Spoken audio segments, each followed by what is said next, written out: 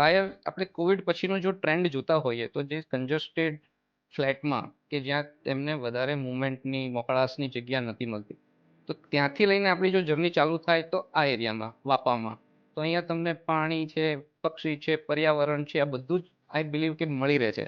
તો એ વસ્તુને પણ લોકો અત્યારે વિચારતા હશે અને એના લીધે કોવિડ પછી થોડું મોટું ઘર, થોડી મોટી હવા ઉજાસવાળી જગ્યા, થોડું મૂવમેન્ટ.